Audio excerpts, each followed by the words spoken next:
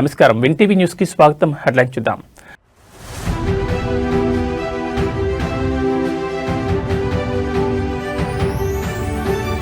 చంద్రబాబు ఢిల్లీ పర్యటన ఖరారు. పోలవరం, అమరావతి నిధులపైనే స్పెషల్ ఫోకస్.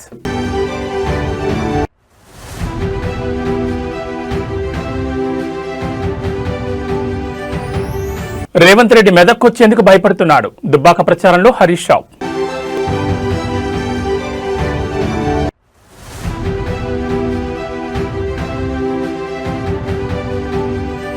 ఏపీలో మళ్లీ బర్డ్ ఫ్లూ కలకలం. ప్రభావిత గ్రామాల్లో అప్రమత్తమైన అధికార యంత్రాంగం.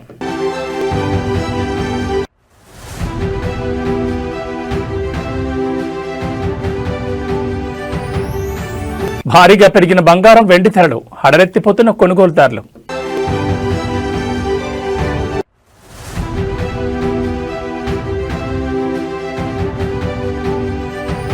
భారత్ పాక్ మ్యాచ్ పై వేడిన ఉత్కంఠ. పీసీబీకి ఐసీసీ 24 గంటల గడువు. ఇక వివరాలు చూస్తే, అభివృద్ధి పనులకు నిధుల సమీకరణ, ఆంధ్రప్రదేశ్ రాష్ట్ర ప్రయోజనాలే లక్ష్యంగా ఇవాళ సీఎం చంద్రబాబు హస్తలకు వెళ్తున్నారు. ఇవాళ రాత్రి 7:20 గన్నవరం విమానాశ్రయం నుంచి బయలుదేరి రాత్రి 9:35 ఢిల్లీ చేరుకుంటారు. రాత్రికి ఢిల్లీలోని వన్ జన్పద్ నివాసంలో ఆయన బస చేయనున్నారు. రేపు ఉదయం నుంచి కేంద్ర హోంమంత్రి అమిత్ షా, కేంద్ర ఆర్థిక మంత్రి నిర్మలా సీతారామన్, ఇతర కీలక శాఖల మంత్రులతో వరుస సమావేశాల్లో పాల్గొనున్నారు. అనంతరం పర్యటన ముగించుకుని రేపు రాత్రికి తిరిగి అమరావతి చేరుకుంటారు. ఈ పర్యటనలో సీఎం చంద్రబాబు ప్రధానంగా పోలవరం ప్రాజెక్టుకు పెండింగ్ లో ఉన్న బకాయిల విడుదల, పునరావాస ప్యాకేజీలు, కొత్త ప్రాజెక్టుల అనుమతులపై కేంద్ర జలశక్తి మంత్రి సిఆర్ పాటిల్తో చర్చించనున్నారు. ఇటీవల కేంద్ర బడ్జెట్లో రాష్ట్రానికి కేటాయించిన నిధుల విడుదల ప్రక్రియను వేగవంతం చేయడంపై డిస్కస్ చేయనున్నారు. రాజధాని అమరావతి నిర్మాణానికి సంబంధించిన ప్రపంచ బ్యాంకు రుణ ప్రక్రియ, కేంద్ర ప్రభుత్వం నుంచి అందాల్సిన వివిధ రకాల గ్రాంట్లపై దృష్టి సారించనున్నారు. ముఖ్యంగా అమిత్ షాతో భేటీలో రాష్ట్రంలోని తాజా రాజకీయ పరిణామాలు, స్వర్ణాంధ్ర 2047 విజన్, త్వరలో జరగబోయే ఇతర కీలక నిర్ణయాలపై చర్చించబోతున్నట్లుగా తెలుస్తోంది. ఇక ఫిబ్రవరి 16న మైక్రోసాఫ్ట్ వ్యవస్థాపకుడు బిల్ గేట్స్ ఏపీ పర్యటనకు రానున్న నేపథ్యంలో అందుకు సంబంధించిన సాంకేతిక ఇతర అంశాలను కూడా కేంద్ర ప్రభుత్వం దృష్టికి సీఎం చంద్రబాబు తీసుకెళ్లే అవకాశం ఉంది.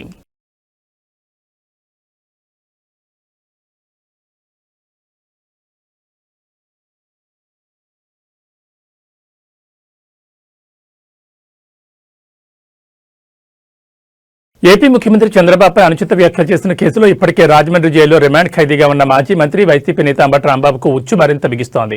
గత ఏడాది నవంబర్ 12న మెడికల్ కాలేజీల పీపీపీ విధానాన్ని నిరసిస్తూ ధర్నా చేసిన సమయంలో భారీ కేడ్లను తోసుకుంటూ పోలీసులతో ఆయన దురుసుగా ప్రవర్తించారు. దీనికి సంబంధించి పట్టాభిపురం పోలీస్ స్టేషన్లో అంబటిపై కేసు నమోదైంది. ఈ కేసుకు సంబంధించి అంబటిని విచారించేందుకు పట్టాభిపురం పీఎస్ పోలీసులు గుంటూరు కోర్టులో ఉన్న పీటీ వారెంట్ దాఖలు చేశారు. ఈ వారెంట్పై కోర్టు ఈ రోజు తీర్పును వెలువరించనుంది. అంబటిపై మరిన్ని కేసులు కూడా నమోదయ్యాయి. ఈ అన్ని కేసుల్లో ఆయనపై పీటీ వారెంట్లు దాఖలు చేసే అవకాశం ఉంది. మరోవైపు చంద్రబాబుపై వ్యాఖ్యల కేసులో గుంటూరు కోర్టులో అంబటి బెయిల్ పిటిషన్ వేశారు. ఈ పిటిషన్పై కూడా ఈ రోజు కోర్టులో విచారణ జరగనుంది. దీనికి తోడు Ambati police custody petition, Rajahmundry central జైల్లో అదనపు సౌకర్యాల కోసం వేసిన పిటిషన్లపై కూడా ఈ రోజు విచారణ జరగనుంది. అంబటికి సంబంధించిన 4 పిటిషన్లపై విచారణ ఉండడంతో ఆయనను రాజమండ్రి సెంట్రల్ జైలు నుంచి గుంటూరుకు తరలిస్తున్నారు.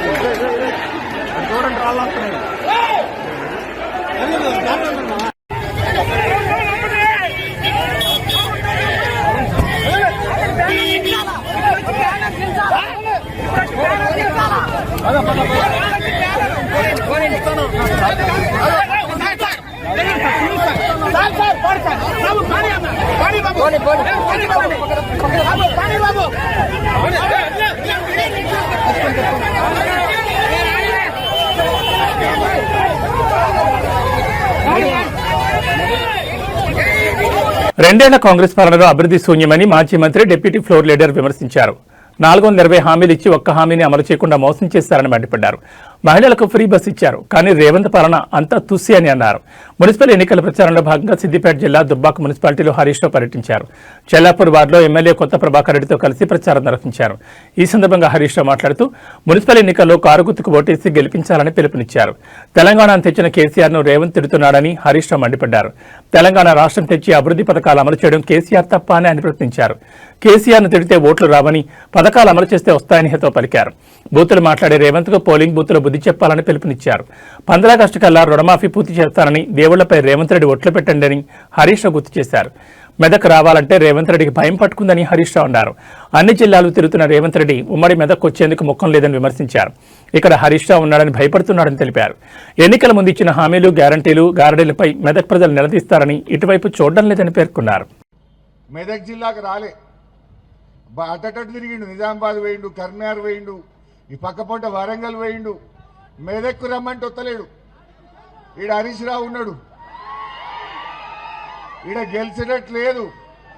కాంగ్రెస్ వాళ్ళు రమ్మన్నారట మెదక్కు. రమ్మంటే రేవంత్ రెడ్డి మీ ముఖానికి ఒక్కటి కూడా గెలిచేటట్లేదు రా, వచ్చి నాయిచ్చేది పోతుంది, నేను రాను మెదక్ అన్నాడు. చుట్టూ తిరిగిడు తప్ప మెదక్కు రాలే. మెదక్ వచ్చే ముఖం లేదు రేవంత్ రెడ్డికి. మెదక్ వస్తే మా ఏడుపాయల అమ్మవారు ఊకుంటుందా? మా కొమరెల్లి మల్లన్న ఊకుంటాడా? నువ్వు దేవుణ్ణి ముఖ్యమంత్రి రేవంత్ రెడ్డిపై బీఆర్ఎస్ ఎమ్మెల్యే కేటీఆర్ చేసిన అనుచిత వ్యాఖ్యలను వరంగల్ పశ్చిమ ఎమ్మెల్యే నాయన్ రాజేందర్ రెడ్డి ఖండించారు. కబ్జా స్థలంలో కూర్చొని అవినీతి గురించి మాట్లాడడం సిగ్గుచేటని మండిపడ్డారు. జైలుకు వెళ్లే రోజులు దగ్గర పడడంతోనే ముఖ్యమంత్రిపై కేటీఆర్ అసహనం వ్యక్తం చేస్తున్నారని ఆరోపించారు. గతంలో ఇచ్చిన హామీలను తొంగలో తొక్కి ఇప్పుడు అబద్దాలతో ప్రజలను మోసం చేస్తున్నారని విమర్శించారు. దళిత బిడ్డ ప్రతిపక్ష నేతగా ఉండడం జీర్ణించుకోలేక ఇలాంటి చౌకబారు విమర్శలు చేస్తున్నారని, ఇప్పటికైనా పద్ధతి మార్చుకోవాలని హితవు పలికారు. హనుమకొండ జిల్లాలో కబ్జా పెట్టిన పార్టీ ఆఫీసులో కేటీఆర్ గారు ప్రెస్ మీట్ పెట్టి దొంగే దొంగ దొంగ అన్నట్టు రేపో మాపో జైలుకు పోవలసిన వాడు విచారణ కంప్లీట్ అయ్యి ఫోన్ ట్యాపింగ్ కేసులా, రేసింగ్ కేసులా, వాట్లల్లా వీట్లల్లా కుటుంబం రేపో మాపో జైలు పోవలసిన ఇది ఉండి ఇలా మళ్ళీ ఏ ముఖం పెట్టుకుని వచ్చి మాట్లాడుతున్నాడో అర్థం కాకుండా ఎలక్షన్ల ప్రచారంలో భాగంగా వచ్చి నోటికి ఏది వస్తుంది మళ్ళా మాట్లాడటమే. ఇక మారదా మీరు? బుద్ధి మారదా మీది? అక్కడేదో షార్ట్ సర్క్యూట్ అయితే సార్, వానకాలం చలికాలం ఇదే కాలిందని అంటాడు, ఇంకేదో ఏది దొరికితే అదే. రేపు మాపో చెల్లపల్లి పోయేది మీరు, మీ కుటుంబమేనా బాబు? మీరు ఎక్కడ దానికి ఆలోచనలో ఉన్నారో మీకు అర్థం కావట్లే. కానీ మీరు హన్మకొండకు వచ్చే ముందు ఆలోచన చేసుకోవాలి కదా. గతంలో 10,000 ఇస్తా అని చెప్పి పారిపోయింది నువ్వే కదా. నయీం నగర్ బ్రిడ్జ్ మీద కూర్చొని 10,000 ఇస్తాను పోలే, తీసుకొస్తాను ఎలక్షన్ అయిపోయి తీసుకొస్తా అని చెప్పి నువ్వు వంటివి బండి పోతే బండి ఇస్తా, గుండు పోతే గుండు ఇస్తా అని ఆయన మాట్లాడే ఇవన్నీ జరిగినాయి చూసింది కదా. మళ్ళీ ఏ ముఖం పెట్టుకుని వచ్చి హన్మకొండకు వచ్చి సర్వనాశనం చేసిన హన్మకొండకు వచ్చి 6 ముక్కలు చేసి ఆగమాగం చేసి 200 కోట్ల రూపాయల కబ్జా పెట్టిన కార్యాలయంలో దొంగలు తిరిగా కూర్చొని మీరు మాట్లాడుకుంటే దానికి అర్థం లేదు, పద్ధం లేదు. మీరు చెయ్యని అరాచకం ఉన్నదా? తెలంగాణ రాజకీయాల్లో అధికార కాంగ్రెస్ మరియు ప్రతిపక్ష బీఆర్ఎస్ పార్టీల మధ్య మాటల యుద్ధం ముదిరి పాకాన పడింది. ముఖ్యమంత్రి రేవంత్ రెడ్డిపై బీఆర్ఎస్ వర్కింగ్ ప్రెసిడెంట్ కేటీఆర్ చేసిన పరుష వ్యాఖ్యలకు నిరసనగా కాంగ్రెస్ ఎమ్మెల్సీ అద్దంకి దయాకర్ తీవ్రస్థాయిలో విరుచుకుపడ్డారు. కేటీఆర్ అహంకారపూరితంగా మాట్లాడుతున్నారని, తెలంగాణ రాష్ట్రం ఎవరి సొత్తు కాదని ఆయన స్పష్టం చేశారు. రాజకీయాల్లో విమర్శలు సహజమే కానీ ఒక ముఖ్యమంత్రిని ఉద్దేశించి వ్యక్తిగత దోషాలకు దిగడం కేటీఆర్ స్థాయికి తగదని ఆయన హెచ్చరించారు. అద్దంకి దయాకర్ తన విమర్శల్లో కేటీఆర్ కుటుంబ రాజకీయాలను లక్ష్యంగా చేసుకున్నారు. తండ్రి కేసీఆర్ పేరు చెప్పుకుని రాజకీయం చేస్తున్న నీకు అంత అహంకారం ఎందుకు అని ఆయన ప్రశ్నించారు. తెలంగాణ రాష్ట్రం మీ కుటుంబ జాగీర్ కాదని, ప్రజలు మిమ్మల్ని తిరస్కరించిన విషయాన్ని గుర్తుంచుకోవాలని హితవు పలికారు. కేటీఆర్ తన సొంత పార్టీని తానే నాశనం చేసుకుంటున్నారని, అందుకే కాంగ్రెస్ పార్టీని వారిని పెద్దగా పట్టించుకోవడం లేదని ఎద్దేవా చేశారు. రాష్ట్రాభివృద్ధిలో బీఆర్ఎస్ పాత్ర కంటే విధ్వంసమే ఎక్కువగా ఉందని ఆయన మండిపడ్డారు. రాబోయే రోజుల్లో కేటీఆర్ తన భాషను మార్చుకోకపోతే ప్రజలే బుద్ధి చెప్తారని దయాకర్ హెచ్చరించారు. రాష్ట్రానికి పట్టిన శని మీరు అంటూ తీవ్రమైన పదజాలంతో ధ్వజమెత్తు పిచ్చి మాటలు మాట్లాడితే చూస్తూ ఊరుకోమని హెచ్చరించారు. ముఖ్యమంత్రి రేవంత్ రెడ్డి తన పని తాను చేసుకుపోతుంటే ఓర్వలేక కేటీఆర్ ఎలాంటి వ్యాఖ్యలు చేస్తున్నారని విశ్లేషించారు. ఏమిరా కేటీఆర్, నువ్వెవడురా తెలంగాణకు? కేసీఆర్ అనేటోనికి పుట్టకపోతే నీ బతికేందిరా? ఎక్కడ నీ బతికెక్కడ? అయ్య సంపాదించిన దాంతో తూగుతూ బలుపెక్కి లంగా మాటలు లఫూట్ మాటలు మాట్లాడుకుంటా వేధవా తలకాయమనున్నాదిరా నీకు? హౌలే చిల్లరగాళ్ళ కంటే ఆవారగాళ్ళ కంటే బజారుగాళ్ళ కంటే దిగజారి మాట్లాడుతున్న దరిద్రుడా నువ్వు. ఈ తెలంగాణకు పట్టిన దరిద్రం నీ వల్లనే మీ అయ్య మొత్తం ఎక్కడికి పోయిపోయిండో చూడు. కేసీఆర్ ఇట్లాంటివన్నీ కానీ తెలంగాణ మీదకి వదిలేస్తుంది దరిద్రుని. ఇట్లాంటి పనికిరాని సన్నాసిగాన్ని కానీ నువ్వు నష్టపోతివి, తెలంగాణను దోచుకుంటట్టు చేస్తే మళ్ళా ఏమిటికని వదులుతున్నావు వీడిని తెలంగాణ ప్రజల మీదకి. వీడు ఏది రోకు సోకుండాడు, వీడు మాట్లాడితే వీడు పెద్ద ఏదో పొడింగిలాగా మాట్లాడతాడు కేటీఆర్ గారు. అసలు ఎవడరా నువ్వు ఈ తెలంగాణకు? తెలంగాణ ఉద్యమం మొదలైన రోజు ఏడున్నావు? తెలంగాణ ఉద్యమంలో కేసీఆర్ని వెనక గుంజాలని లాగిన దరిద్రుడు నువ్వు. మళ్ళేదో మొదలుకొస్తుందని చెప్పి అయ్యతో నుంచి ఇడగూరి ఇలా 17 సంవత్సరాల నుంచి తెలంగాణలో ఎమ్మెల్యేగా మంత్రిగా తూగి మొత్తం తెలంగాణను దోచుకొని ఎవరితో కలిసి ఉన్నావు నువ్వు? నీ బతికేంటిది? మొత్తం లంగ పనులు చేసుకుంటా, దొంగ పనులు చేసుకుంటా, ఫోన్ ట్యాపింగ్లు చేసుకుంటా. అసలు కనీసం తెలంగాణ గడ్డ మీద కాదు, ఈ భూమి మీద కూడా ఉండే పరిస్థితి లేదు నీకు అసలు. ఇట్లాంటి ఫాల్తు గాడి అలా తెలంగాణకు ప్రతిపక్ష నాయకుని కొడుకైంది. ఆ ప్రతిపక్ష నాయకుడు అంటే ఆయనకు నోరు ఉండదు. అప్పుడేమో తెగ్గ పొడింగి మాటలు మాట్లాడతాడు. అధికారం పోగానే జూప్ చప్ మళ్ళీ చిల్లరగాళ్ళను బయటికి వెళ్ళగలుగుతాడు. ఖమ్మం జిల్లాలో సాగునీటి కోసం రైతన్నలు రోడ్డెక్కారు. కొణిజర్ల మండలం గుబ్బగుర్తి వద్ద రహదారిపై రాస్తారోకు దిగారు. సాగునీరు లేకపోవడంతో పంటలు ఎండిపోతున్నాయని వెంటనే సాగునీటిని అందించి పంటలను కాపాడాలని డిమాండ్ చేశారు. నాగార్జున సాగర్ నుంచి అధికారులు నీళ్లు విడుదల చేయకపోవడంతో తమ మొక్కజొన్న పంటలు ఎండిపోతున్నాయని ఈ సందర్భంగా రైతన్నలు ఆందోళన వ్యక్తం చేశారు. దీనిపై స్థానిక నాయకులను కలిసినా పట్టించుకోవడం లేదన్నారు. దీనికి నిరసనగానే ఏస్కూరు పల్లిపాడు రహదారిపై రైతన్నలు ఆందోళన దిగారు. రైతుల ఆందోళనతో రహదారిపై భారీగా ట్రాఫిక్ జామ్ అయింది. వాహనాలు ఎక్కడికక్కడ నిలిచిపోయాయి.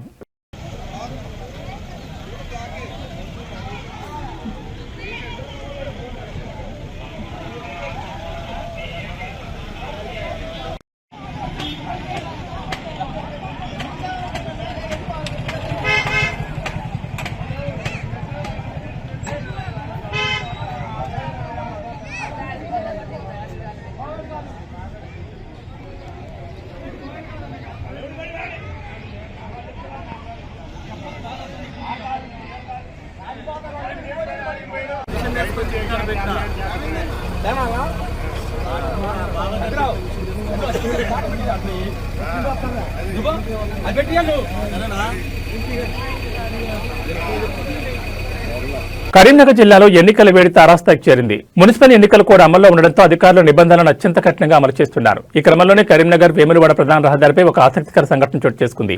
సామాన్యులే కాదు, చట్టం ముందు మంత్రులైనా సరే సమానులే అని పోలీసులు నిరూపించారు.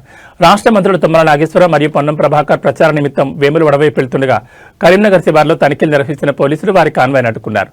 మున్సిపల్ ఎన్నికల కోడ్ అమల్లో ఉన్న నేపథ్యంలో ఎలక్షన్ ఫ్లయింగ్ స్క్వాడ్ మరియు స్థానిక పోలీసులు ప్రతి వాహనాన్ని క్షుణ్ణంగా తనిఖీ చేస్తున్నారు. మంత్రుల వాహనాలను తెలిసినప్పటికీ నిబంధనల ప్రకారం పోలీసులు వెనక్కి తగ్గలేదు. వాహనాల డిక్కీలను, లోపల ఉన్న బ్యాగులను క్షుణ్ణంగా సోదా చేశారు. అయితే ఈ తనిఖీలకు మంత్రులు తుమ్మల నాగేశ్వరరావు, పొన్నం ప్రభాకర్ ఇద్దరు పూర్తి స్థాయిలో సహకరించడం విశేషం.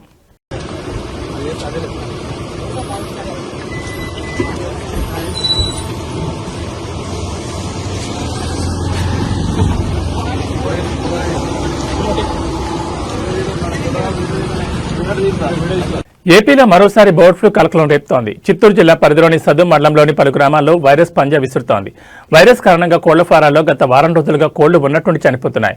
దీంతో ఇప్పటికే దాదాపు 28,000 కోళ్లు మృతి చెందాయి. వైరస్ తీవ్రత ఎక్కువగా ఉండడంతో ఇతర ప్రాంతాలకు వ్యాపించకుండా 3 కోళ్ల ఫారాలను రెవెన్యూ అధికారులు సీజ్ చేశారు. అంతేకాకుండా బతికున్న కోళ్లను సైతం నిర్మూలించే ప్రక్రియ మొదలుపెట్టారు. ఊరు బయట జేసీబీతో భారీ గుంతలు తీసి వాటిని శాస్త్రీయ పద్ధతిలో పూడ్చిపెడుతున్నారు. ఘటనపై స్థానిక ఎంఆర్ఓ స్పందించారు. వ్యాధి సోకిన 3 కోళ్ల ఫారాలను తక్షణమే సీజ్ చేసినట్టు చెప్పారు. ప్రజలు ఆ ప్రాంతాలకు వెళ్లకుండా ఆంక్షలు విధించినట్టు తెలిపారు. ప్రజారోగ్యం దృష్టిలో ఉంచుకుని ఈ చర్యలు చేపట్టినట్లు తెలిపారు. అంతేకాకుండా కోళ్ల వ్యర్థాలు ఎక్కడా పారేయొద్దని సూచించారు. బడ్స్ అన్ని మట్టి కప్పేసినాము కనిపిస్తుంది, లేకపోతే చాలా ఉంటాయి.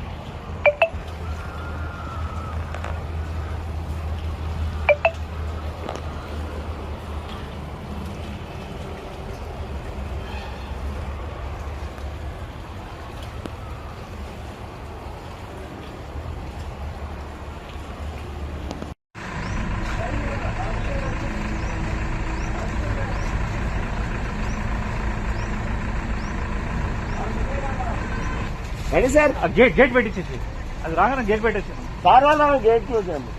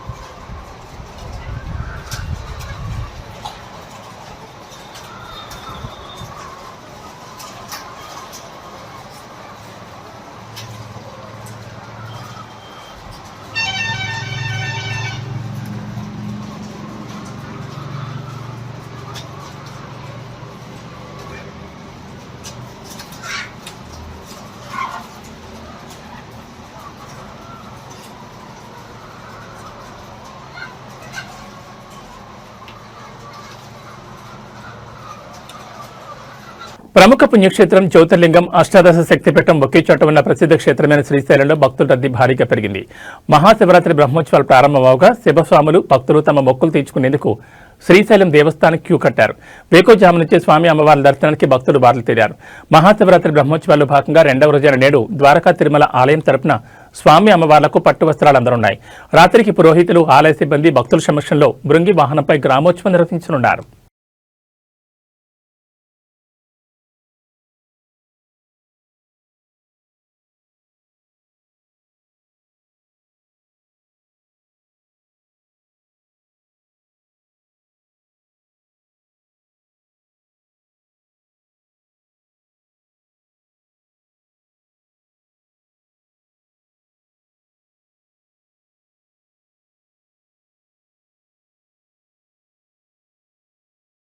కొమరంభీం ఆసిఫాబాద్ జిల్లా అటవీ ప్రాంతాల్లో మరోసారి మావోయిస్టుల కదలికలు తీవ్ర కలకలం రేపుతున్నాయి. పొరుగు రాష్ట్రమైన మహారాష్ట్రలోని గడ్చిరోలి ప్రాంతాల నుంచి ఓ మావోయిస్టు దళం జిల్లాలోకి ప్రవేశించినట్లుగా నిఘా వర్గాలకు సమాచారం అందింది.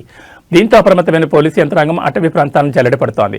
ఆసిఫాబాద్, తిర్యానీ మండలాల సరిహద్దు అటవీ ప్రాంతాల్లో మావోయిస్టులు సంచరిస్తున్నట్లు పక్కా సమాచారం అందడంతో గ్రేహాన్స్ బలగాలు రంగంలోకి దిగాయి.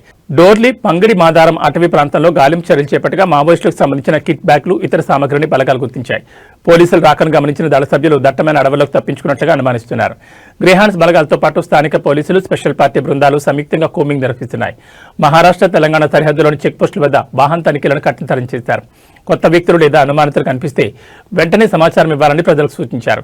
తిర్యానీ మండల పరిధిలోని మారమూల గిరిజన గ్రామాల్లో పోలీసులు పర్యటిస్తూ ప్రజలను అప్రమత్తం చేస్తున్నారు. మావోయిస్టులకు ఎలాంటి సహకారం అందించొద్దని కోరుతున్నారు. ఆపరేషన్ కగార్లో భాగంగా కేంద్ర ప్రభుత్వం నిర్దేశించుకున్న టార్గెట్ సమీపిస్తున్న తరుణంలో సరిహద్దు ప్రాంతాల్లో ఎప్పుడైనా ఎదురుకాల్పులు జరిగే అవకాశం ఉందని స్థానిక ప్రజలు బిక్కుబిక్కుమంటూ కాలం గడుపుతున్నారు.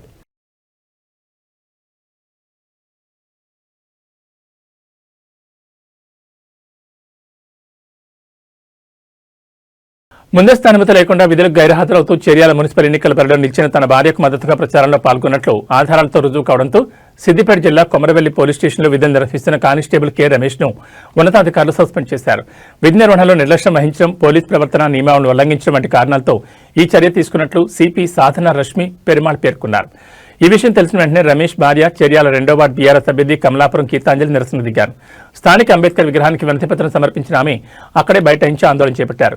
ఈ సందర్భంగా గీతాంజలి మాట్లాడుతూ తమ ప్రత్యర్థికి ఓటమి భయం ఉండడంతో అధికార బలాన్ని ఉపయోగించి తన భర్తను సస్పెండ్ చేయించారని ఆరోపించారు.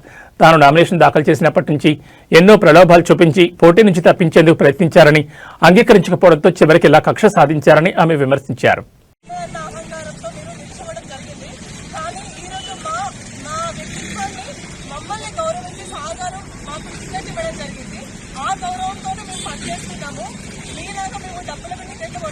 ప్రజల మధ్యలో నిల్చోలేదు. ఈ రోజు వరకు అనుకుంటా ఎలక్షన్స్ ఉన్నాయి కదా అని ప్రజల మధ్యలో కలిసి మేము పనిచేస్తలేము.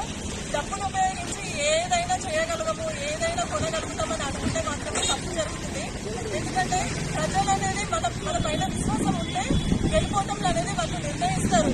ఈ రోజు నా భర్తను మీరు నిర్దాక్షిణ్యంగా విధుల నుంచి సస్పెండ్ చేసినప్పటికీ కూడా మేము ఎంత బాధలకు లోనవుతున్నాము. ఈ రోజు ఇద్దరు ఆడబిడ్డల పొట్ట మీద కొట్టి మీరు మా ఉసురు మోసుకోవడం అనేది జరుగుతున్నది. అది కరెక్ట్ కాదు.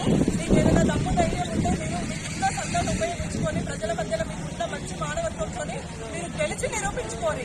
అంతేగాని ఇట్లాంటి వికృత చేష్టలకు పాల్పడి మమ్మల్ని ఏదో చేయాలనుకుంటే మాత్రమో అది సాధ్యం కాదు.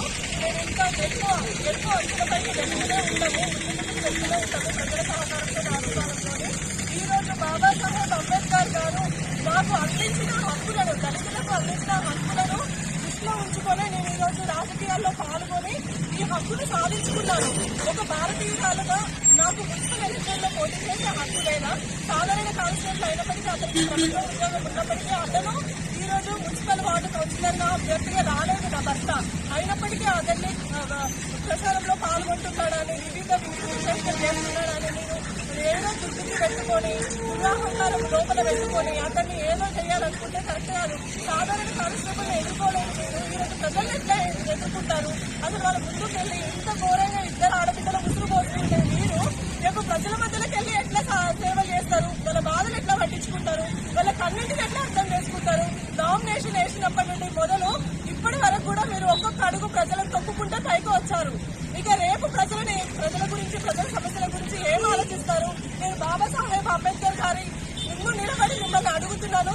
కాటన్ సంజీవ్ గారు, మీరు ఏ విధంగా రాజకీయాలకు వచ్చి ప్రజల మధ్య నిల్చోగలుగుతారు? అసలు ఎక్కడి నుండో వచ్చి ఈ రోజు ప్రజల మధ్య మీకు ప్రజలతో ఎలాంటి సంబంధం లేదు, కానీ నిత్యము మేము 24 గంటలు ప్రజల మధ్యలో ఉండేటోళ్ళం, ప్రజల చేతులలో ఉండేటోళ్ళం. వాళ్ళ కష్టసుఖాలు బంగారం వెండి ధరలు గడిచిన 10 రోజుల్లో భారీ హెచ్చుతగ్గులు నమోదు చేశాయి. బంగారం వెండి ధరల పతనం కంటిన్యూ అవుతుందని ఊహాగానాలు వ్యక్తమవుతున్న వేళ కొనుగోలుదారులకు మళ్లీ షాక్ ఇచ్చాయి. హైదరాబాద్ బులియన్ మార్కెట్లో ఇవాళ 24 క్యారెట్ల బంగారం 10 గ్రాముల ధర 2240 పెరిగి 1,58,840కి చేరింది. 22 క్యారెట్ల బంగారం 10 గ్రాముల ధర 2,050 పెరిగి 1,45,600 వద్ద కొనసాగుతోంది. 18 క్యారెట్ల బంగారం 10 గ్రాముల ధర 1,680 పెరిగి 1,19,130కి చేరింది. వెండి కూడా బంగారంతో పోటీగా పెరిగింది. కిలో వెండి ధరపై 15,000 పెరగడంతో ప్రస్తుత ధర 3 లక్షలకు చేరింది. పెరిగిన బంగారం వెండి ధరలకు జీఎస్టీ తరుగు అదనంగా ఉంటుంది. ప్రాంతాలను బట్టి ఈ ధరల్లో స్వల్ప మార్పులు ఉండొచ్చు. కొద్ది రోజుల్లో శుక్రమూఢం ముగిసి పెళ్లిళ్లు ప్రారంభం కానున్నాయి. వరుసగా ధరల పెరుగుదల తర్వాత బంగారం వెండి ధరలు తగ్గుతూ వస్తుండటంతో మరింత తగ్గుతాయని ఎదురుచూస్తున్న వారికి మళ్లీ ఊహించని షాక్ తగులుతోంది. బంగారం జ్యువెలరీ కొనేటప్పుడు 22 క్యారెట్లలో వస్తుంది. దాని ప్రకారం చూస్తే ఫిబ్రవరి 7, 9 తేదీల్లో 22 క్యారెట్ల బంగారం 10 గ్రాముల ధర 4,700 పెరిగింది. ఫిబ్రవరి 6న 10 గ్రాముల రేటు 1,40,900 ఉంటే నేటికి దాదాపు 5,000 పెరిగింది. ఇది కొనుగోలుదారులకు లాస్ అని చెప్పాలి. బంగారం ధర ఇంకా తగ్గుతుందని ఎదురు చూడకుండా ఇప్పుడే కొనుగోలు చేయడం మంచిదని, మార్కెట్లు ఎప్పుడు ఎలా ఉంటాయో అంచనా వేయడం కష్టమని నిపుణులు చెప్తున్నారు.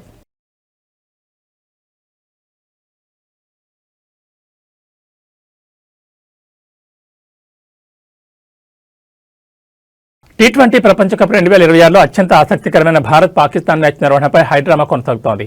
ఫిబ్రవరి 15న కొలంబో వేదికగా జరగాల్సిన ఈ హై వోల్టేజ్ మ్యాచ్పై పాకిస్తాన్ క్రికెట్ బోర్డు చేస్తున్న పట్టుబిడ్డంతో ఇప్పుడు బంతి ఐసీసీ కోర్టులోకి చేరింది. ఈ వివాదాన్ని పరిష్కరించేందుకు ICC deputy chairman Imran Khwaja ఆదివారం లాహోర్కు చేరుకుని పీసీబీ చైర్మన్ మొహసిన్ నఖ్వీతో సుదీర్ఘంగా చర్చలు జరిపారు. ఈ భేటీలో బంగ్లాదేశ్ క్రికెట్ బోర్డు ప్రతినిధి అమీనుల్ ఇస్లాం బుల్బుల్ కూడా పాల్గొనడం ప్రాధాన్యం సంతరించుకుంది. బంగ్లాదేశ్కు మద్దతుగా తాము భారత్తో ఆడబోమని ప్రకటించిన పాక్ను ఒప్పించేందుకు ఐసీసీ ముమ్మర ప్రయత్నాలు చేస్తోంది. భారత్తో మ్యాచ్ ఆడాలంటే తాము కోరిన డిమాండ్లకు అంగీకరించాలని ఏసీబీ ఐసీసీ ముందు ప్రతిపాదనలు ఉంచినట్లుగా తెలుస్తోంది. భారత్లో పర్యటించేందుకు నిరాకరించిన బంగ్లాదేశ్ను టోర్నీ నుంచి తొలగించినందున వారికి తగిన ఆర్థిక నష్టపరిహారం చెల్లించాలని డిమాండ్ చేశారు. అదేవిధంగా బంగ్లాదేశ్ జట్టు ఆడకపోయినా వారికి దక్కాల్సిన పార్టిసిపేషన్ ఫీజును అందజేయాలని పేర్కొన్నారు. రాబోయే కాలంలో జరిగే ఐసీసీ మెగా ఈవెంట్లను పాకిస్తాన్లో నిర్వహించేందుకు స్పష్టమైన హామీ ఇవ్వాలని కోరినట్టుగా తెలుస్తోంది. భారత్ పాకిస్తాన్ మ్యాచ్ అంశంపై 24 గంటల్లోపు తుది నిర్ణయం చెప్పాలని ఐసీసీ పీసీబీని ఆదేశించింది. ఒకవేళ మ్యాచ్ను బహిష్కరిస్తే పాకిస్తాన్కు దక్కాల్సిన వార్షిక నిధులపై కోత విధించడంతో పాటు భారీ జరిమానాలు విధిస్తామని ఐసీసీ హెచ్చరించినట్టుగా తెలుస్తోంది. దీనిపై పీసీబీ తమ ప్రధానితో చర్చించి తుది ప్రకటన చేసే అవకాశం ఉంది. మరోవైపు శ్రీలంక క్రికెట్ బోర్డు కూడా ఈ మ్యాచ్ నిర్వహణపై ఆతగా ఉంది. భారత్ పాక్ మ్యాచ్ రద్దయితే తమకు భారీగా ఆదాయం తగ్గుతుందని ఆందోళన వ్యక్తం చేస్తోంది.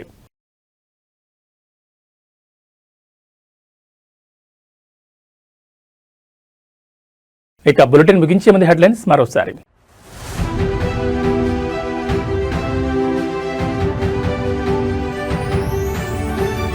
చంద్రబాబు ఢిల్లీ పర్యటన ఖరారు. పోలవరం, అమరావతి నిధులపైనే స్పెషల్ ఫోకస్.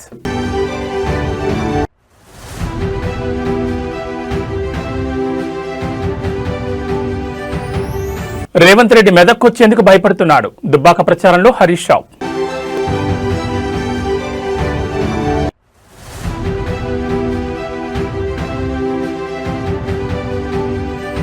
ఏపీలో మళ్లీ బర్డ్ ఫ్లూ కలకలం. ప్రభావిత గ్రామాల్లో అప్రమత్తమైన అధికార యంత్రాంగం.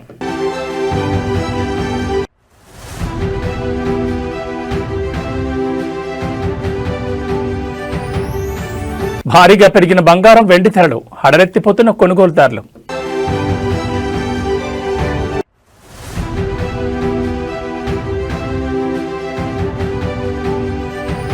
భారత్ పాక్ మ్యాచ్ పై వేడిన ఉత్కంఠ, పీసీబీకి ఐసీసీ 24 గంటల గడువు. ఇవి బులెటిన్ విశేషాలు. నమస్కారం.